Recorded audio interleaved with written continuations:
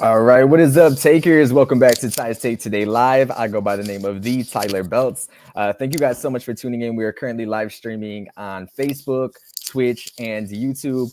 So if you guys are watching live and you want to chime in and share your take, your thoughts, and your perspective, feel free to use the comment feature, and we'll be sure to read your comments and shout you out through the live tonight. Also, for those that may have not followed us on Facebook, be sure to follow us on Facebook at facebook.com/ It's Ty's Take Today. Go ahead and do the same on Instagram. We try to keep it real simple and easy for all of you at It's Ty's Take Today.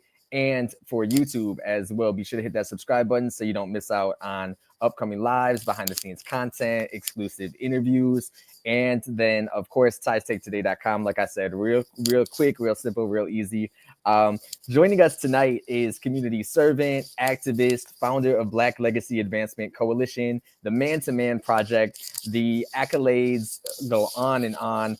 So without further ado, I am going to add our guest for the evening to the virtual stage. This is Dexter Sullivan. Thank you so much for joining us today. Ty, thank you for having me. It's a pleasure to be here. Absolutely. So I don't want to waste any time. I know you're extremely busy like myself. I really just want to take this time to introduce you, share a part of your journey and your story and how you started, and introduce you to our audience. Absolutely, man. I'm ready. Let's dive in. Let's do it. Absolutely. So I want to talk a little bit about the journey to leadership. I know your journey started early on, beginning, as a student body president at Oral Roberts University, to your various current work in advocacy. What pivotal moment or moments in your life where did you realize that this was your true passion and your calling? Mm, you know, it was probably a series of moments along the way. You spoke about Oral Roberts University, and when I think about my life, the path leading there was a lot of parts. I think that when we're children, who we are really starts to bubble to the surface. And if our parents and our grandparents, if we're blessed to have them, they would notice what the innate giftings are in a person. But for me, I was really blessed. As a young kid, I can think back as early as 3 and 4 years old. In my church, that's really my foundation. They would put me on the platform and have me giving my speech. They would push me, and I was looking at footage of me from 30 years ago the other day, and I'm like, I was 6, 7 years old, and they were activating those gifts they saw in my life. And I would say it's a series of hundreds and thousands of experiences that form the talent or the ability that is in a person. And then the character becomes the substratum and the floor by which those gifts are elevated. And so I'm just thankful, man, to have been blessed along the way. But we can talk more about maybe some specifics too, if you got time for that. Absolutely, absolutely. The floor is yours. We have an entire hour, and we can always extend it if needed. But I do want to talk a little bit about, how those experiences and those lived experiences kind of relate more to, your work in activism, community work, and leadership as a whole. As a kid, I grew up in a predominantly Black city, Detroit, and so Black excellence was a norm. It wasn't something that we coined Black excellence like we do today. It was just what it was. And so my postman was Black. The person at the bank was Black. The people that, cashed me out at the register, the grocery store were Black. The grocery stores were Black owned. Everything that I experienced, from the C-suite to the janitor, I was seeing a reflection of myself. And that does a lot intrinsically for a young person because you see a world without limitation. And I think that's the same for any person, whether it's a person with disability, a person that has a different sexual orientation. If you see a reflection of yourself in others, then you begin to believe it's possible for me as well. And so being a Black man, that was really a life hack and a superpower that I think was given to me, was seeing those around me doing all of the things that I wanted to possibly one day do. Absolutely. I think that's so important that we can, look to media or look in various places and see, similarities or, things that we can relate to and experiences. Can we talk a little bit about the Black Legacy Advancement Coalition? For those that may not be familiar, I want to introduce our audience and discuss what it's all about, why you felt the need to begin that project, and what impact overall. I know that's like three questions in one, but what impact overall you hope to continue to make and build upon that legacy? Yes. Well, the Black Legacy Advancement Coalition is an evolved dream. Um, 15 years ago, Ishmael Ali was murdered, a good friend of mine. And at his passing, I was moved to action. I had to do something to remedy what was taken. And he was really the epiphany, the impetus, the awakening for me to get into social activism. And so we started the Man to Man Project, going into failing schools and institutions and supporting with educational enrichment, tutoring, and programming. And that journey was phenomenal. We've mentored thousands of young men around the country. Some of those men have gone on and started their own programs that we support. And it's just been a beautiful story. But 10 years into that work, I was looking at how do we take this work to the next level. And I was ministering at the time. Still, ministry is a big part of my life. And learning that people don't really have bounds in terms of their needs. And so we wanted to create a more boundless organization. And the Black Legacy Advancement Coalition was birthed from a series of leaders in my life, friends of mine that we've been blessed to do life together, architects and scientists and business people and educators and creatives and entrepreneurs. And we said, let's come together and add our weight of influence to one direction. And we've been truly blessed. I've been communicating with a lot of them today on business, and it's just so encouraging to have um, strong leaders that are willing to work together. And you don't always experience that. As a leader, it can be very lonely. But I can say that I'm blessed in my life to have a village of very strong leaders that are helping me to accomplish the vision here at the Black Legacy Advancement Coalition. Absolutely. And I know there's so many different issues that impact, Black men and, the Black community as a whole. What are some of those challenges and obstacles? And honestly, I know, at least in the city of Detroit, I know election season is heating up when it comes to like the mayoral race. And, what are some of those challenges that you see directly? And then also, do you have any particular message to, candidates that may be running when it comes to what issues you feel need to be addressed, especially within the city of Detroit? Oh my goodness. So many issues. One of the main issues that we are addressing is affordable housing. And we're seeing gentrification sweep our neighborhoods. We are seeing taxes rising. We just got the proposed tax from the governor to see the economic taxes going up by 2%. So all of these things trickle down and have an effect on Black lives, Black business, Black family, Black health, Black wealth. And I would say, really, though, at the core, I never like to look at issues and cherry pick the most important ones. I think the thing that is under attack is Black identity. And when you look at oppression, those that are oppressed can never become in that same system, likely. It's very unlikely that they would become the oppressor. And so 400 years after slavery, we are still wrestling with being remedied, not with what we want, but what is owed to us. And reparative justice has to be taken in grave measures so that we can level up in a way that's adequate to what we've given this country. I was listening earlier to an interview with Tamika Mowry, and she was talking about the fact that Black folks built this country. And she was addressing Kendrick's performance at the Super Bowl, which I thought was absolutely brilliant because he was articulating through art and storytelling the power that we hold as a people if we are awakened to our right identity. So much of the presentation went over our heads because we don't know who we are. But if you have an understanding of who you are, intrinsically, innately, and then also by achievement, there is not much that you won't wield your power to do. And so we have an issue now of identity where slavery became, for some, a breaking identity. For many of us and many of our ancestors, we prevailed beyond the abductions of chattel slavery and all that that causes in a generation. You don't enslave a people for more than 250 years and not think that it's going to have permanent effects on the psychological condition. And if people think that it's not so, they need to go and read the Willie Lynch letters, which give a clear depiction of what was intended through slavery.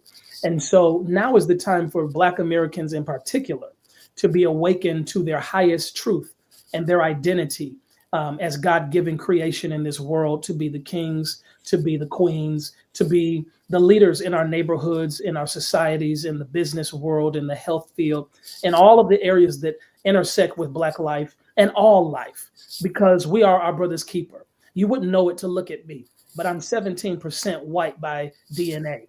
And I've got different blood swimming through my veins that doesn't make me only Black, but I am Black.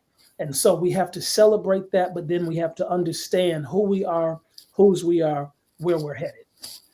Absolutely, Dexter. And I know you've personally worked across the US and, if I have my research correct, more than 20 nations. So Whoa. I want to talk about, being able to experience that firsthand in those different communities and leadership models all around the world. How have those experiences kind of shaped your activism and solutions for especially marginalized populations? I think indefinitely. The gift of travel is probably one of the most rich gifts that you could ever give a person. I was blessed as a young person that my parents supported me to go on missions and to be international as a teenager. That opened my mind and my heart to other cultures. They made sure I went to primarily Black institutions for elementary and junior high. High school, they said, no, we're going to put you in an environment where you have to stretch, and we want you to be able to articulate yourself amongst people that don't look like you. And that was a super weapon that they gave me, being able to learn to interact and to build relationships, equitable relationships, where some of those people are my best friends today.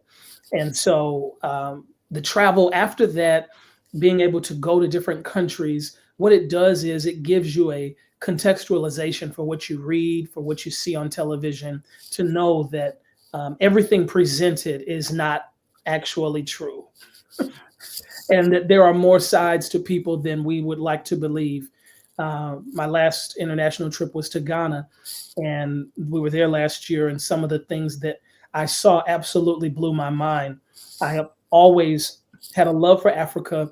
I think I've been to the continent 5 times, but every time that I go, I have a different experience. And this was the first time I'd been to an African country that had not been colonized by white men and women. And so the experience of being in a place where Black people are native and have always been governing, it was absolutely otherworldly, because of the typhoid and the diseases of the mosquitoes on the coast. White people did not last in this region really beyond the age of 35. And so they never had a chance to fully colonize the Ghanaian nation. And so seeing the culture thrive and the evolution that's happening there, I'm very eager to build ties. The work that we're doing on the ground here with young people, we want to develop with an exchange program to begin bringing young people back and forth. And I was on the phone texting with some of our Ghanaian brothers and sisters earlier today, and I know that that's going to happen eventually. We are working on it as we speak. Absolutely. And, growing up, who have been some of your biggest inspirations or mentors or just people that have inspired you over the course of your journey? First and foremost, my parents. My mom and dad are just amazing individuals. I love them not only for what they gave me, but for who they were and who that impacted for me to become. My mother is just a nurturer through and through. My father is a businessman, extraordinaire, and has impacted other entrepreneurs in their journey. And so they would be my first inspiration. And then my grandparents, they're in their 90s. I was on the phone with them cutting up earlier today, and I just adore them. My whole family, we come from a huge family. If I start naming names, I'm gonna get in trouble. But my educators, Dr. Hubert Massey, Dr. Ray Johnson, Spencer Murray, Ralph Bland. These were the men that formed me in the classroom. And so when I look at what I'm doing today, never would I have thought in the first grade that these men, I would be in their footsteps. And literally now I'm the age that they were doing what I'm doing, what they did. And so that has just been phenomenal for me. And, there's many others. I'm a huge W.E.B. Du Bois fan. I'm a huge Martin fan and a Malcolm fan. Ralph Bunche, Abernathy, the list goes on of icons that really inspire me. Women as well. Fannie Lou Hamer, Mae Jemison, Ella Baker. There's a lot of Black voices that I could say I look up to. Langston, Zora, you name it. I'm a studier of books. I've got many mentors that are in the grave, but their work lives on in literature and shapes my journey. So that's a little bit, but I could talk all night about that. Absolutely. I completely understand. I'm a book reader myself, so I see. I definitely can understand and relate with that. For you, how does balancing beginning initially with like grassroots advocacy, how does, balancing that influence policy change that can create a long lasting impact when we're talking about like systemic impact? Relationships. So you will always need the ground floor movements, the work that impacts people that then become the policymakers. You never know who you're talking to. And, I'm on your platform today. I respect your work and I have no idea where you're going.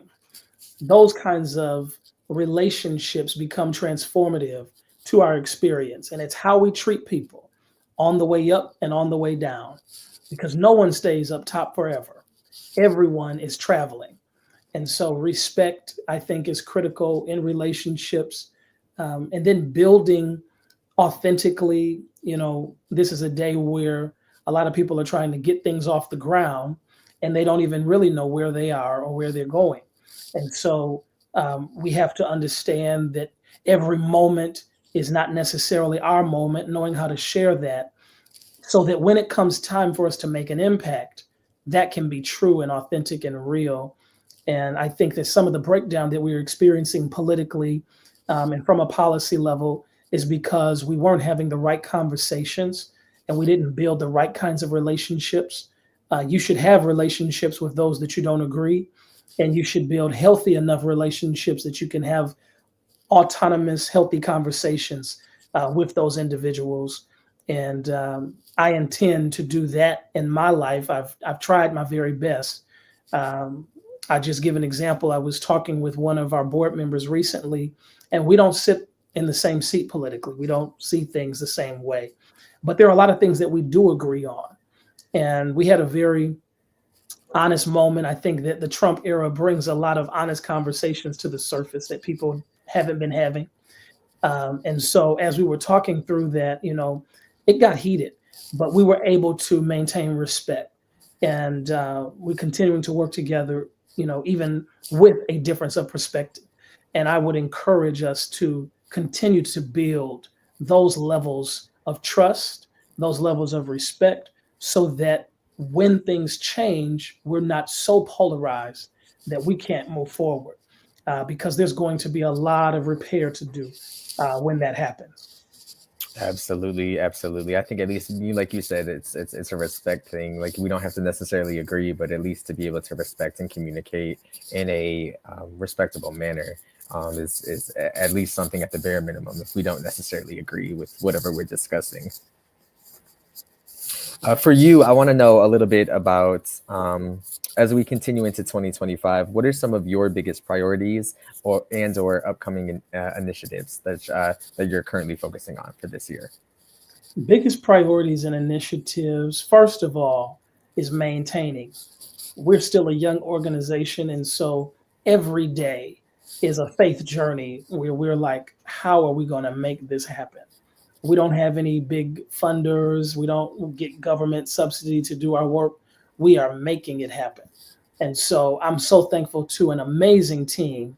You all know who you are, but those that are behind the scenes, in the emails, on the ground, doing construction, knocking doors, you all are the real deal. And I could not do this without them.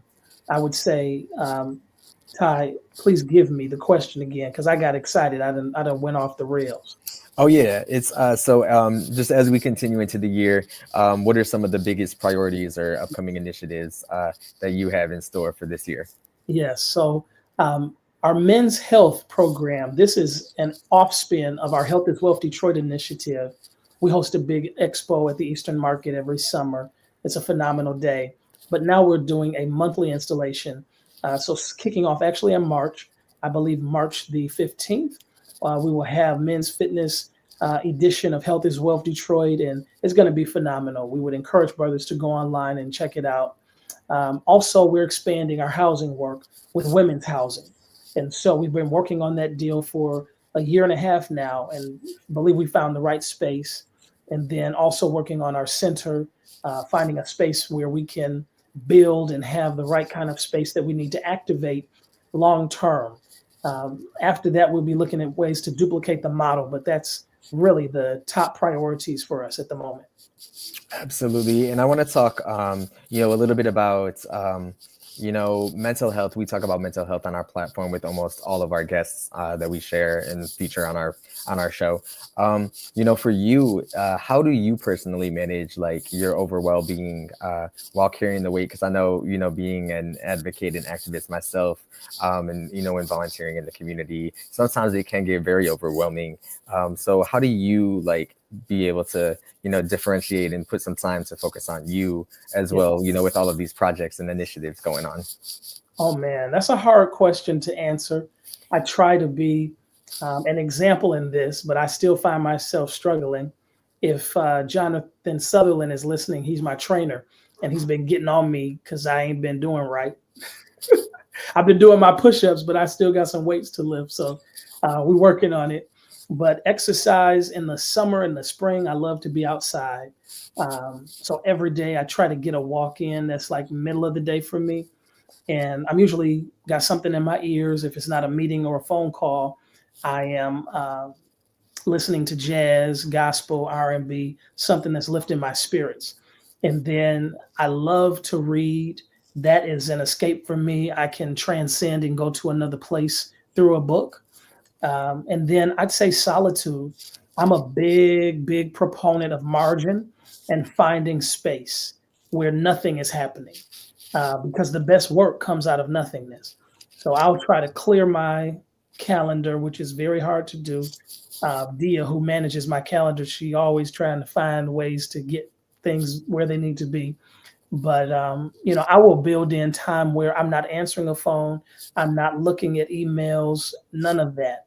I am just settled in solitude and finding that place of a blank canvas and just empty in my mind so that I can get back to the core of who I am. I think that's important for all of us. Absolutely. And I know you mentioned listening to gospel or, taking time and, just to be with oneself and to be present. So I want to talk a little bit more in depth about how your faith has played a huge role in, everything from leadership, decision making, your mission, your purpose, what you were doing. How has faith directly, influenced all of those things? I wrote down some thoughts before we came on. And one thought that I came away with this morning was faith is like a good pair of shoes. The more you wear those shoes, you break into them, you settle into them. And then as you get on your road of walking by faith, you've got the equipment to do that thing the right way. And I've settled into my faith. I've settled into what I believe. You can't convince me that God is not true.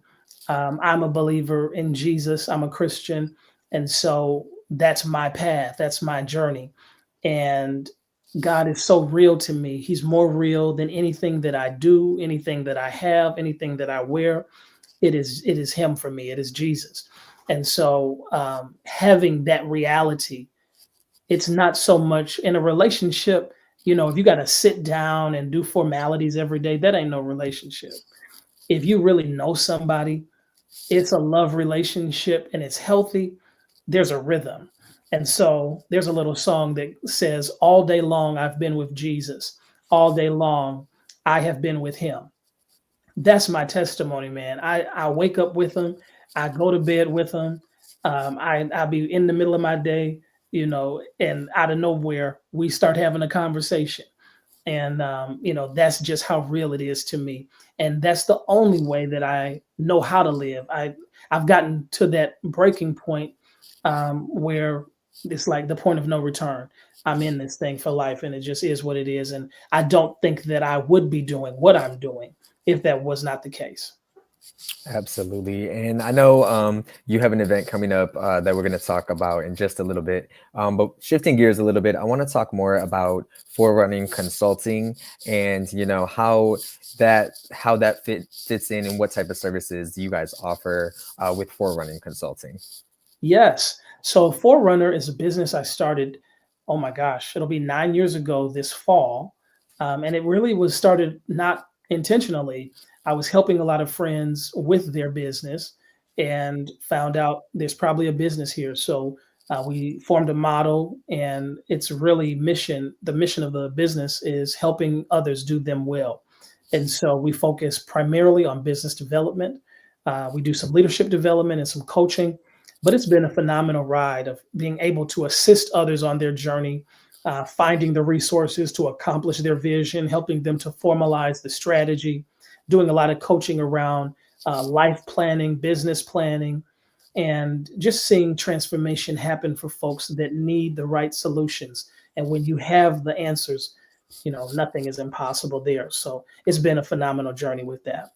Absolutely. And so for those, are you guys currently seeking new clients, and are you still, do you have openings for people that may be out there watching? I'm over here like I need to schedule a consultation. But there may be other people out there that are interested in those services. How can they get in touch with you? Yes, forerunnerconsulting.org. You can get more information about that. Also, info@dextersullivan.org. That's our business email. We'd be glad to engage and explore if we can provide solutions. We do have, I believe, one coaching seat open for like full-time coaching. And then we always make space for those one-off occasions. So happy to support. Absolutely. And I know people are chiming in the comments. So if you guys haven't already, let us know where you're watching. If you have any questions or just sharing your thoughts and perspective. Like I said earlier, we're live streaming on Facebook, YouTube, and Twitch. So we're going to get to the comments in just a little while. But I know, like I had mentioned previously, you have an event coming up. So I do want to share the graphic for that. And if you can just tell us a little bit more about the event. I know, are you guys still accepting, are you guys going to be giving away a grant as well, correct? Right. Yeah. Go ahead. Nope, I was going to say, if you could just go ahead and share a little bit more about the event and where people can catch that upcoming event at. Absolutely. So Black History Makers is a celebration of Black history that we host every Black History Month. This year, the Community Financial Credit Union is supporting us with the grant where we can afford to support a young business that is coming along. And so we encourage you to apply at theblack.co/BHM, and all of the information is there. We'll also be featuring several Black history makers in our community: Russell and Colby Harris, George Latham, Johnny and Alexa Turnage, as well as Jeffrey Edwards and Jameer Richmond Edwards. It's going to be a phenomenal conversation hosted on Instagram Live. And we look forward to hanging out with you there and welcome you to apply for the grant as well. Absolutely. I am definitely going to be tuning in, and then we'll be sure to share the event details and the graphic on all of our social media sites as well. So I know, we had mentioned earlier that you've worked with, a ton of leaders throughout in multiple different communities. What is the most important advice that you have given to, say, an aspiring activist or a youth activist? My number one piece of advice is stay humble. If you can do that, it's the hardest thing to do once you start to have success. But if you can do that, you can do anything. Anybody can build a brand and people can amass followers. You can pay somebody to do that. But if you can maintain your character and remain low, remain humble, don't buy the hype, don't buy your own, don't smell the smoke, just keep doing your work, keeping your head down. That I'm impressed with. And those are the things that help us to maintain the integrity that we need along the way. You know, you don't want to amass success and get to a certain place, but you don't know how to talk to people or you don't know how to serve people. Leadership at its core is service. If you cannot serve the needs of the people, you do not need to be in leadership. So we've got to be humble. We've got to remain integral to what it is that we're about and what we want to do. All right, Dexter, and I'm putting you on the spot right here with this next question. Speaking of leadership, for you, what does the next generation of leadership overall need to look like? Or, just I know like politically, like we said earlier, things are changing and things are always going to be changing. So for you, what does the next generation of leadership look like? In hopes of creating a more just and equitable overall world for everybody. You know, I really believe the next generation of leaders are hybrids. I think they do more than one thing. They are multifaceted, multidimensional. We no longer can be comfortable as monoliths. We have to get out of our comfort zone. I, in particular, am a very old school type. If you came and looked at my desk, I would be embarrassed. There's papers everywhere because I like to write notes and sketch out thoughts. Technology sometimes intimidates me. I find myself having to challenge myself to lean into it. And so, making sure that we are breaking through and doing things that we may not want to do, but things that are going to make us better. Leaders are accountable to change and they are willing to do the things necessary to remain relevant. If there's anything that I think leaders need to be doing, it's sharpening up and building those tools that make us a triple threat. And then also being relational, building relationships, being comfortable with yourself. If you can wake up in the morning and look at yourself in the eye for at least 30 seconds, you're beginning to get on the right path. And so we've got to begin to develop those soft skills and those abilities to interact and interface. I saw a post earlier today that said 50% of young men 18 to 25 have never asked someone out on a date face to face, that is through a text message or social media. That is crazy. We have got to be able to articulate ourselves and communicate ourselves. We have to be able to take no and not break down. You know, we've got to be able to experience rejection and loss and suffer. Those that suffer with me will reign with me. I'm getting churchy now, but I really believe that if we are going to go to the next level, we have to be strong in the Lord and in the power of his might and allow that strength to take us the whole journey. Absolutely dropping gems on today's episode. For you, if you had to summarize your overall mission and purpose in one sentence, what would it be? Mm. I still haven't done it. I still haven't done it. My slogan is reach people, build people, and love people well. That's what I'm about. But I've got about four mission statements, and I have to go and read them every time I want to talk about one facet of what I feel like I'm called to do. So I'm still working on that part. Absolutely, and like I said, I told y'all that we would get to the chats in the comments coming in. You have some people checking in with us. Earlier, Roxy Sullivan said absolutely. So I think she may have. It sounds like she was agreeing with one of your previous comments made. Monique Clark as well. She said yes, faith journey. Ganjo is checking in saying facts. He also said that nothing in this world is black and white. There's always nuance. And then Monique again saying yes. So there's a lot of people chatting. You guys can continue to chime in with your thoughts. So we've been doing this with all of our guests. So if you don't mind, I have a quick rapid fire game questions. If you're down, let me just pull up our quick graphic really quickly. There we are.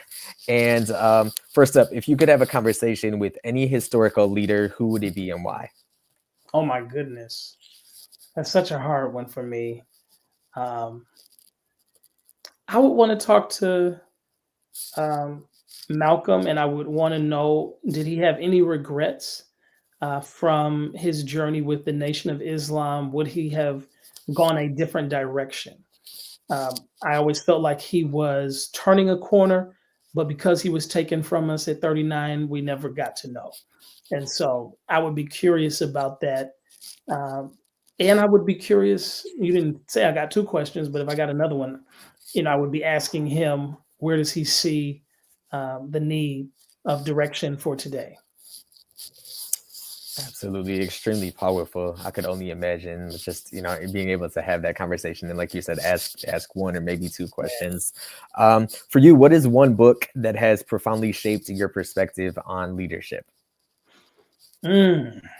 So many. John Maxwell, The Leader in You. Um, I'm thinking about The Celebrations of Discipline. The author's name is escaping me, but that's one of the best books I've ever read. And then The Remnant by Larry Stockstill, absolute classic. Because they speak more to the character as opposed to the doing. I think there's a lot of books that really help us to do, and I believe in those books too. But I think we need the character piece first. I'm not doing right. I'm breaking the rules. I'm looking at these three flames, thinking I got three answers. It's all good. I'm thinking in the back of my mind that I have to add those books and all of them that you mentioned. So I'm gonna have to go watch this back so I can add it to my Amazon cart and make sure that I continue to add to my growing list of Yes, books sir. here. If you had to describe yourself in 3 words, what would they be? So this time you get 3. Silly, focused, determined. Okay. All right. And then what's your go-to song or music artist to listen to when you need motivation? I love music. Lately, I've been listening to a lot of Aretha, and I've been listening to Karen Clark Sheard. She's got a new song. I like it. That thing is crazy. I am gigging to that a lot lately. But yeah, I love music. Everything. Absolutely. I got 2 more for you. What is one place in the world that you have visited that you haven't visited yet, but it's at the top of your list to visit? I really want to spend the rest of my time vacationing in Africa. So Nigeria is next. Kenya is a close second. Okay. And then lastly, what is something about you that most people may not know about you? What don't you know? You probably don't know that I used to lead choirs and music teams, and that I secretly still want to be a jazz singer, like a lounge singer. Like I secretly still want to do Okay, I see it. that. Hey, I can't sing, but if you can, definitely use your voice. Dexter Sullivan, I just want to say thank you so much for the work that you're doing and bettering to shape communities and underserved and on some communities and just issues overall that sometimes people tend to sweep over the rug or turn a blind eye to. I think it's so important, the work that you're doing and just being able to have these discussions. And I just want to say thank you so much. Before we get out of here, any last words of wisdom or inspiration? And of course, be sure to share with everybody where they can follow you. And like I said, we'll also be sure to include all of that information on our platforms as well. Ty, I want to thank you for the opportunity to be here. This was an excellent forum. You were extremely professional, very prepared, and absolutely a transformative discussion. So thank you for the work you're doing. Please keep it going. I want to encourage us to do all that we can with all that we can for as long as we can, because we need quality now. We no longer can look at anyone else and say, well, they should do it and these should do it. You got to do it. And so we've got to educate ourselves, become the best version of yourself possible, so that when you show up in the world, it makes a difference. Yep, I see all the websites coming up here. So that's how you can keep in touch with us. We are on Instagram, Facebook, internet, Twitter, you name it. Follow us. Appreciate that. Absolutely. Thank you again, Dexter Sullivan. Thank you so much for joining us. Enjoy the rest of your evening, and hopefully we can have you back on throughout the years to come and talk about all of the amazing work that you have been doing with you and your organization. Be honored to do it. And I hope that this goes further than you could ever imagine. Absolutely. We're manifesting it. Daytime television real soon. Let's go. Awesome. Thank you again so much for joining us. Thank you, Ty. All right, absolutely. So, takers, you already know that's going to do it for another episode of Ty's Take Today Live. Be sure to join us right back here on Sunday. We have a ton of guests for you to close out the end of March and into or at the end of February, and we're already booking for March. So, real quick, I had to pull my phone out because I want to share with you all our upcoming guests really quickly. Coming up on Sunday, we are talking to author, youth leader, and advocate Derrick Jakolby Washington. And then that is going to be happening on Sunday. And we'll also be talking to comedian Samson McCormick and music artist Martinez Gregory.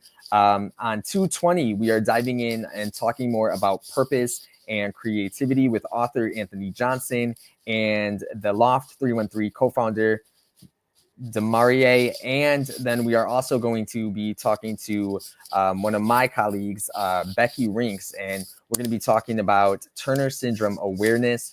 So that's going to be an important conversation that you're not going to want to miss. Closing us out into the month of February on 2/23, we are talking to music artist Roy Covington and music artist Kilo the Dreamer. So that, of course, is another conversation that you don't want to miss. And then closing us out on February 27th, we're going to be talking to the Cook Up Show podcast and entrepreneur and multimedia personality, Coolio Jones. So I know I just gave all of you a ton of information, but you guys can check out the post on our Facebook if you want to know who's coming up on future episodes. One last time, I want to say shout outs to Roxy Sullivan for checking in, Monique Clark, Ganjo.